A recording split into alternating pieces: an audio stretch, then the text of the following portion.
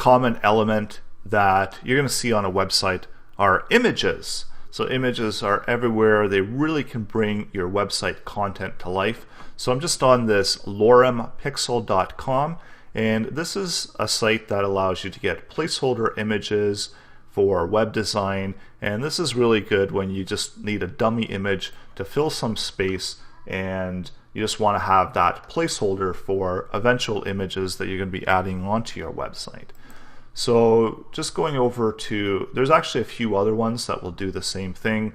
So the thing I like about Lorem is that it gives you the ability to resize your image here and pick different categories as well. So I'm just going to do a techie one here, techniques here, and do a color.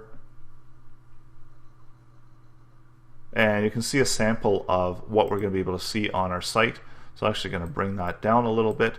Or I could just simply select out and just open up that in a new window.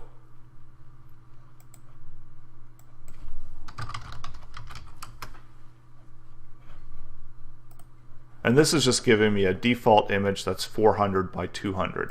So this is going to be perfect for what we're doing right now and in order to add images. So ultimately here, when we go back to our website, so it is a little bit plain without the images. So I might want an image for the course itself, and then I might want to have additional images for each one of these lessons. So what I'm going to do is I'm going to add an image in here. So I'm going to create a new paragraph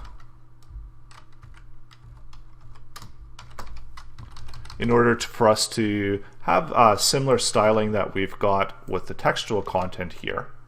And this is where I'm going to place the image. So the image can be brought in with IMG tags, and these are going to be a little bit different than these opening and closings because IMG is a self-contained tag. So that means that all the content, it's just like putting a word in or one of the or any other content. So this is an image.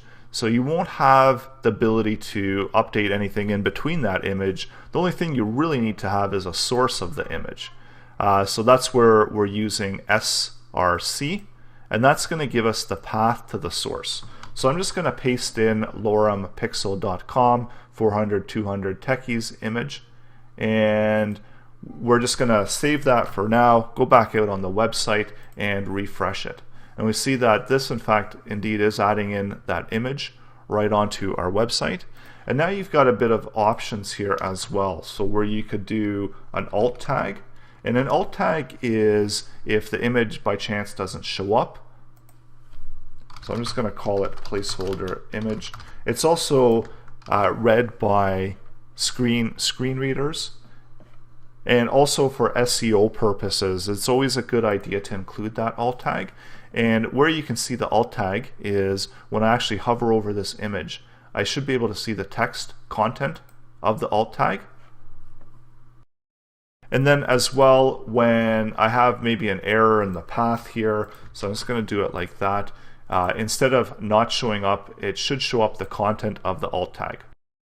Had to update the path there, but there we can see that we've got placeholder image. So in case the image doesn't show up for whatever reason, so I just had to update this over here, it's causing that image not to show up and being able to show that alt tag. And then within the image as well, you have an option to set a width.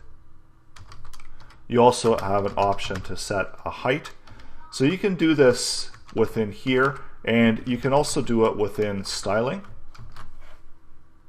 So you're able to add all of these different attributes into your image tag. And now we should see that, I should correct that as well, so that we actually do have our image showing up. But you can see that it's changed the size of the default image now to 100 by 100. Even though the image that we are pulling out is 400 by 200, it's resizing it. And that's how you add in an image tag. So it's always just important to remember that you do need a source and you should include that alt tag. And then the width and the height, most commonly we're adding that using styling. So we'd add a class to the images, so all of our images would have that same type of styling throughout. And then also this wouldn't be responsive if we're setting an actual size. So if we had something by 800 by 100, if it was going to be seen on a mobile device, this wouldn't be really a great way to present the images, because if you had some changes to make, then you'd have to go through each and every web page and update them in that fashion.